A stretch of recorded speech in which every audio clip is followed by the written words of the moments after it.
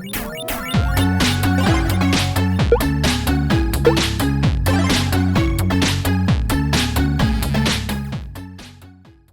everyone and welcome back to BTLO Replay. Right, so name's Malik. Today we got BTLO Banker. It's roughly an OLAB. You can see right here, not too bad. Yeah, we're gonna be using Volatility 2, which is interesting in Linux CLI. Now, before we get into the rest of this, let me just show you something regarding Volatility 2. Now, Volatility 2, obviously Volatility 3 is a thing, right? But there are some organizations still using Volatility 2. To use this version, you do need to run you do need Python 2, right, to run Volatility 2. And Volatility 2 reached end of life, I believe, in 2020. So at the time of this recording, 4 years ago, right?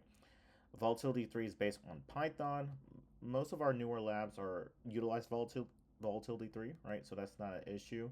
But yeah, I'm going to provide some links and resources, as you see right here, Volatility cheat sheet, to help you get through this lab alongside this walkthrough video, because it's a whole different game when it comes to these version, right? Now, Volatility 2, wow, that's a tongue to, I'm going to say V2. V2 does deal with something called profiles, right? Which I think this article talks about it right here. It does deal with profiles, right? You need to utilize in the CLI. We're going to get to that later. With Volatility 3, this has been removed and replaced with symbols.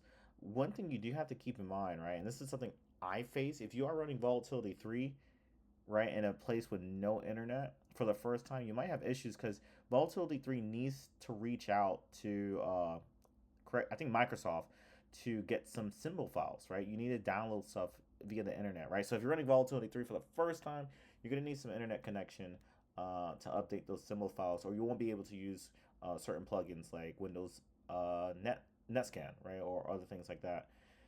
Other than that, yeah, obviously more plugins for Volatility 2. It's older. And what else do we need to talk about when it comes to the differences? I think that's pretty much it. Obviously, Volatility 3 is faster. And yeah, that's pretty much it. So I'm going to drop this in the description box below. Take a look at it. Hat tricks. We also teach this in our BTLO1 course as well, too. So this is going to get you right, going over the difference between Volatility 2, and you can see 3 right here, right? So really, really cool. Another thing as well, too, let me actually go over here. Where is it? Right here. I'll drop this in the chat as well, too. I said chat. Description. This is going to give you some Volatility cheat sheets, right? Now, some of them, let me see. Yeah, I think this is all based on 2. Just double check. This is based on Volatility 2, so give this a look. And yeah, we'll drop this in the description as well, too. And then lastly, for this lab, you're going to need some bash skills, right? So, yep, we got a new layout. So this looks really, really good. Shout out to my buddy Redmark. Definitely look into the bash course, because we're going to be using that in this lab a lot when it comes to Volatility 2 as well, too. So the OS in this lab is Linux. So take a look at the bash course, get familiar with CLI, a little bit of scripting, right? Grep, utilizing pipe and all that stuff. So yeah, so with that said, see, that's everything. Yeah, let's get into this lab. Linux CLI, Volatility 2, MITRE ID. We encounter our user machine, which was compromised by the Crydex ransomware from a phishing email. This is an old banking Trojan that creates backdoors and targets in their targets to steal financial information. Cool.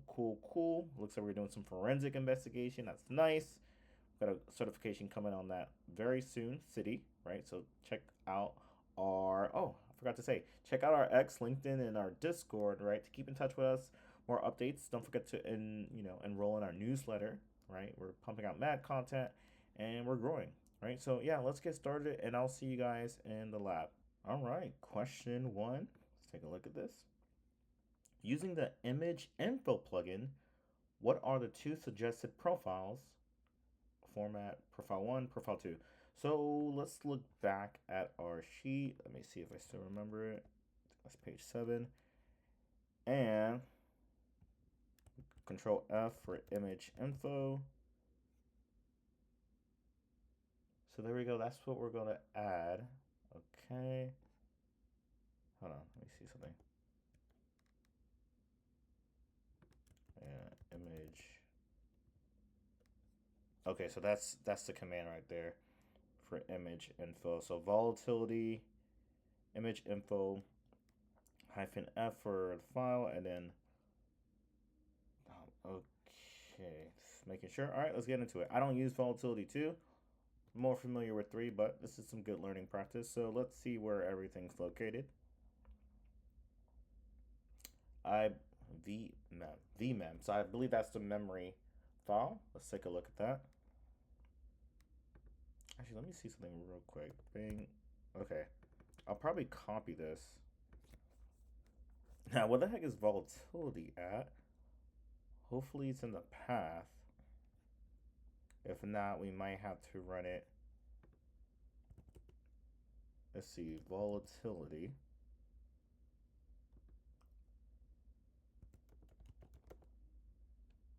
Let's see if that goes through. Yep, okay, so it looks like it's in the path. Okay, cool. So let me clear this up.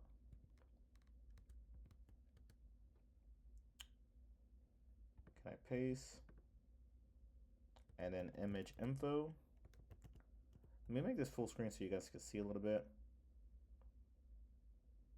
And right now we're just pulling the suggested profiles, right? We need to do this first before we could run other commands. Oh, there we go right here. Right, so we have, we have 2 suggested profiles. WinXPS2 and then PSP3. Cool. Let's see what else can we find. Cool. Looks good. All right, let's copy and paste that. Let's see if that goes through. Sweet, nice one. All right, question 2. What is the What is the image local date and time? So we have the profile, right? Which the profile, if I didn't explain it, goes into the operating system that this memory was captured on. So obviously Win, right? So it was a Windows system that we gathered, or the data acquisition analyst or whoever gathered that memory dump file from. So Windows computer, pretty cool. Now it's asking us the image local date and time. So going into when the acquisition, right? When did they extract the memory? So looks right here. It looks to be in the same output as well too. Image data. Oh, actually it is. Didn't even notice that. So no wait, 2012. 2012. What is that? June. No, sorry, that's July 21st. Around what, 10:45. I'm not too sure what is this. Well, it doesn't really matter. We're going too deep, but curious to see that time zone. Cool. See if that goes through. There we go. Nice. All right, question 3. What is the process ID of reader_SLEXE? So that seems to be a program. Process ID goes into the ID of the processes that were running at that time. The memory was captured, right? We all know what RAM is, random access memory, used to, help run programs, store volatile memory at that time, right? Really good for digital forensic analysts to capture during a scene. It's usually the first thing they should capture because it's the most volatile. So with this information, we could see what programs were running at that time of data acquisition. So what we could do, let me go over here. Actually, I think it might be the same, actually. Hold on, let me see. Memory, analysis.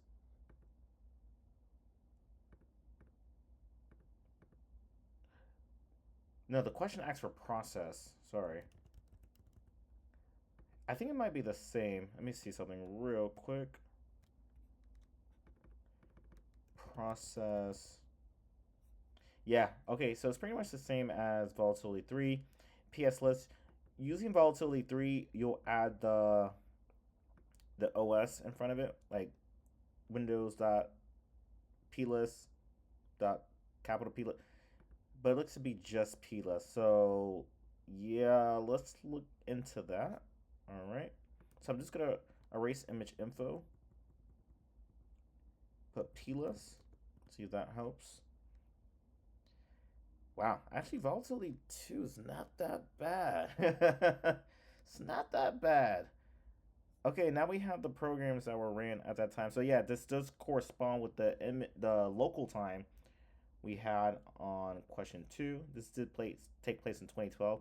This is a very old memory capture. This lab is from the year, I believe, 2023 or 2022, right? How do you get access to a 2012 mem dump? Man, crazy. I'm not gonna lie. I was in elementary school at this time. That's the crazy thing about this date. No, no, no. I was in middle school. Sorry, I'm tripping. Wow. 2012. All right. Enough of that. What are we looking for? There we go. Reader. That's the program right here, and it wants the PID, which is the process ID. Right. Think of it as your driver's license or your worker ID. Right. It is used to, you know, measure, find out, blah blah blah. And then we have the PID, right, which is the parent process ID. Not gonna go too deep into it, but it looks to be 1484, which is Explorer EXE. So correct me if I'm wrong. This process spawned this process. Again, just going based off what I'm seeing here. Interesting. Okay, cool. Cool, cool, cool. I'm just looking around. All right, nice. Yeah, that's pretty much it from this time. And looking at the time, relatively at the same time too, these programs were ran. Most of these programs look to be basic Windows programs, right? Spool, which I believe goes into Print, Explorer EXE, which, correct me if I'm wrong, that goes into File Explorer. Well, I don't believe Internet Explorer. SVC host, again, basic stuff, LVAS service. Cool. Let's give that a shot. I almost forgot the question. It's asking for the PID, which is 1640. Nice. Let's move on to the next one. All right. Question 4. Let's take a look at this. What is the create time of this process? Create time, I believe. Okay, let's talk about Q3. So the create time is interesting, and I'm just doing this lab as we're going through it, so nothing's really pre-planned. Create time. Sorry, I'm just really looking. I'm looking at a small screen. I believe right here. Does it want the UTC? We'll just copy that just in case. Oh, I don't know if that went through. Let's give it a right click. There we go. It does not, so we'll just get rid of that. And there's the create time, right? Let's see. July 22nd, 2012. And I believe this is in military time, so looks to be what, 2:42 in the morning, right? If I'm correct on that, because if it was PM, that would be what, 14:42. Interesting. All right, cool, cool, cool. I'm not too sure who's up at that time. Running reader. Actually, let's look up what is reader underscore SLEXE. I am tempted to look it up, but we'll leave that for another time. All right, let's move on to the next one. All right, question 5. Halfway through the lab. I was expecting this lab to be a bit more challenging, but it's very beginner friendly. Seems to be trivial when it comes to questions, but it is what it is. This does not reflect our current labs. So I just want to put that disclaimer out. All right, let's jump into this. Q5. What is the process ID of Explorer EXE? Which I believe we talked about not too long ago. Yep, right here. Process ID 1484. I remember bringing that out as being the parent ID for reader underscore X. So I actually looked it up actually. Reader underscore X SLEXE. That is actually an Adobe program, right? Adobe Speed Launcher program, which yeah, that's all I know about it. I guess it helps speed up the Adobe Reader application. So little fun fact there. I guess with that knowledge, right? If this is taking place at 2:42 a.m., what is a user, right, utilizing that program for? Or hey, may not be the user. It might go into, as we saw with the details, the banking Trojan, right? So very interesting to see what kind of programs it utilize, and we could use this at threat intel and monitor for this. Hey, if you see reader underscore SL exe launch at strange time, note that. Right? Let's note that, monitor for that, because it might be an IOC for that banker Trojan, right? So that's how I'm looking at it. And I could be just missing the ball, and this could be just a trivial thing, but hey, it is what it is. So let's put that in real quick. What is that? 16? No. Explorer 1484. Nice, and let's move on to the next one. All right, question 6. Where are we at? You want to look for any inbound and outbound connections from this dump? No, NetScan will now work here. Whoa. What is the first IP address you see? Wait, NetScan? Why is NetScan not working here? I'm curious. Why wouldn't it? Because I know with Volatility 3, right, and with our labs, that we don't allow internet access inbound or outbound. Well, obviously inbound to the person launching the lab, but it cannot reach out to any other resource. So if you were to try to run NetScan, right, let's say on my Volatility 3, it won't work because you have to download the symbols. You have to download the plugin, right? It'll be visible, but it won't work. It's just weird. All right, so keep that in mind. Okay, cool. What am I doing? Let's move over here. And we know we can't use NetScan, right? So let's look at other networking things. So let's see.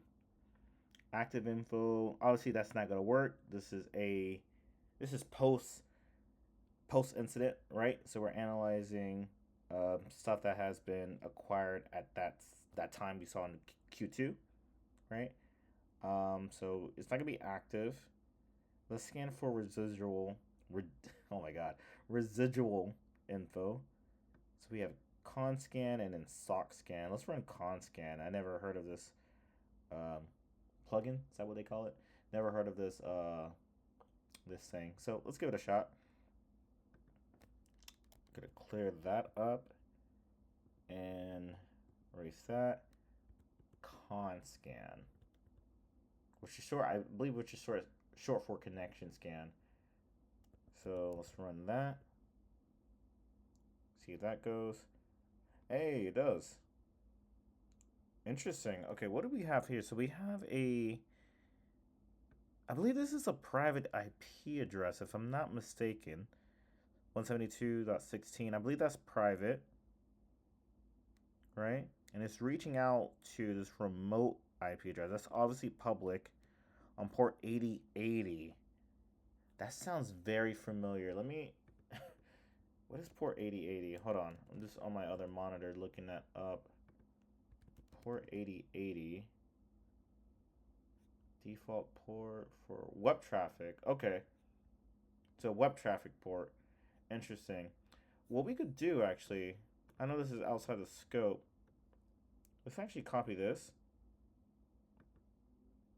I'm curious to see what other... Actually, no, never mind. I'm not going to bother with that. Again, sometimes my mind wanders, doing an IP lookup on this IP. But you got to keep in mind, this is back in 2012. These IPs are most likely leased, right? That was 12 years ago. It could belong to a whole nother ISP, right? So no point of even looking that up.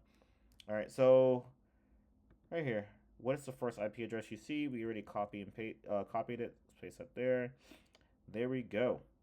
Nice. Let's move on to the next question. All right, what question are we on? 7. Yes. What port is being used for communication? So I think we talked about port 8080. I believe that's web servers, right? That's the default port for web servers, if I'm not mistaken. So it looks like this IP on this port 1038, which I'm not sure if it's registered to anything significant. It's using that port to communicate to this IP, right? Which could be on this, port 8080, which is port reserved for web servers. So very interesting.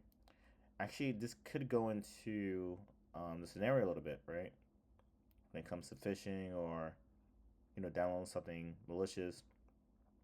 So let's go back to the question. What port's being used for communication? I'm not sure if it's talking about outbound or outbound port, inbound port. Let me just type in 8080. There we go. What port is being used for communication? Yeah, 8080. That is the receiver port that we're communicating to on that remote, or the user is communicating to on that remote address. So interesting. Cool. All right, let's move on to the next one. All right. What question are we on? Question 8. Almost done. Looks like the Explorer process was pinging out to this remote IP. They're talking about this one right here. Let's dig down into it further. Dump the memory for Explorer exe child process. Explorer exe child process. Look for the same IP address in the dump. Let's see if we can find anything more. There's a user agent being used by the machine. So if anybody's not familiar with user agent, this is software that the user, right, client, utilizes to communicate with the receiver, i.e. the server, right? I mean, we could obviously brute force this, right? The most common user agent being used, right? Mozilla / what is it? What is it, like 5.0 or something like that? But let's actually go through it. Let's see. Dump the memory. I'm trying to figure out what they mean by that. Let's try this. Now remember we mentioned, I'm just going to pull up real quick. Let's get that path. We mentioned that, and the memory they're talking about is this banker.vmem, right? That goes into, vmem is this virtual memory. It's pretty much when a computer utilizes the hard drive as RAM, right? If that makes sense. It extends the RAM. Let's say I got 32 gigabyte RAM, right? And I need more. It will extend, it will make a virtual memory, right? Using my hard drive, right? Using that persistent space. So quite interesting. Quite interesting. The hard drive or solid state drive, SSD, doesn't matter. So we're analyzing that VMM. So what can we do here? I never tried this before, but I wonder if you could string. You could check for characters within a memory. You should be able to do that. If volatility could do it, you should be able to do that. So what I'll do, and again, I'm not sure if this is going to work. I could use string, and I could just go, yeah, string, and I could use grep. And again, this is taught in our course, not specifically the memory thing, but string, grep, in our Linux course, which I mentioned in the beginning. We could just filter for users. Let's see if that, yeah, I didn't go through. Oh, I put string. Let me try strings. Give strings a shot and see if that works. No way. Okay, cool. It was against a long path too, so we didn't really have to CD over here. And so and what are strings, right? These are ASCII characters, right, within a file. Sometimes it's gibberish, but again, we filter for like complete words like user or portions of words, and we managed to find this right here. And actually, if you look at this string here, right, remember a user agent is a software, a client, right, a user utilizes to communicate with the receiver server, right? You can see right here the user agent being used, Mozilla, right, /50, Windows, right, which goes back to the profile we scanned for in Q1, right? It was a Windows computer. And yeah, some other stuff as well too. So going back to the question, Yeah, I guess it just wants the first part. I would have done the whole string, right, to prevent folks from brute forcing. But yeah, just a little content engineering tip right there. Let's see. Yep, but there we go right there. Nice. All right. Question 9, I believe. Yep. Using strings on dump. Oh, I should have read that. Using strings on dump process. How many banking domains are found within URLs? What's funny about this, we have a lab called Frontier, right? Literally, question, I think 2 goes into this, right? You're not using a strings on a memory dump, but you're using strings on a malicious PDF file that has like links within it that will redirect you into a malicious site. So I think I know where the author is going with this one. So what we could do, right? We could just pull that command up, and we could just grep for HTTPS.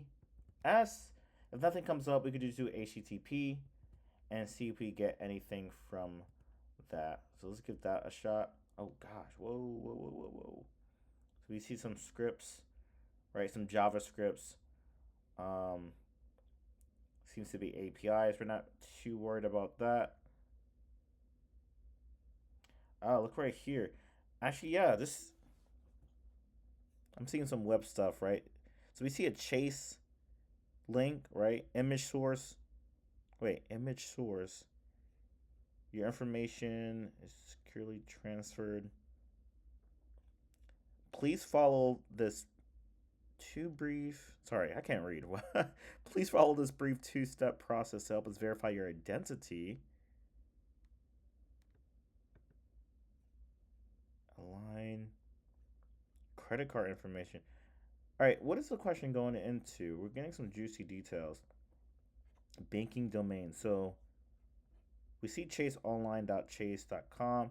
Again, we could quickly Google search this to see if that's a legit domain, but to save time, that seems to be one. Let's see if we could find any others. So I'm just hovering over this, seeing if we could spot anything. Oh, look right here. Almost missed it. Another bank, but this is TD Banks. And that's iframe, you know. So,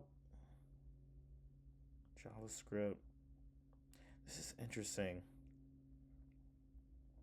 This is very interesting, right? This is stuff you couldn't even see in volatility. We saw the connection to that web server, or, yeah, the web server. See credit. Yeah, so we see Chase, we see TD Banks. And for our UK audience, these are common American banks. Forgive me of my ignorance if these are global. Well, and, you know, fun story too. When I went to London, back in September, actually, yeah, literally a year ago, exactly around this date. I was shocked to see they do have Chase in London. What am I talking about? Excuse me, but I saw many other banks that I was not familiar with. So, long story short, different places have different banks. Yeah. All right. So Chase, and then we saw TD Banks. I don't see anything else. Oh, Netlock CPS. Not sure what that is. Chase. Yeah, I don't see anything else. I think we're gonna go with TD and Chase. So that's gonna make up 2 banks that were found within URLs. So let's give that a shot. That's actually a pretty cool question, and it's crazy to show. And this is why it's so important to capture RAM. Like, look at the amount of information you could get. Like stuff like this. It's beautiful. It's really beautiful, right? So let's move on and do our final question. All right, question 10. What are the 2 domain names of the online banking portal? Ah, we should have grabbed this when we had the chance. All right, so we see that's just the home page. We want the online banking portal. So let me just scroll down.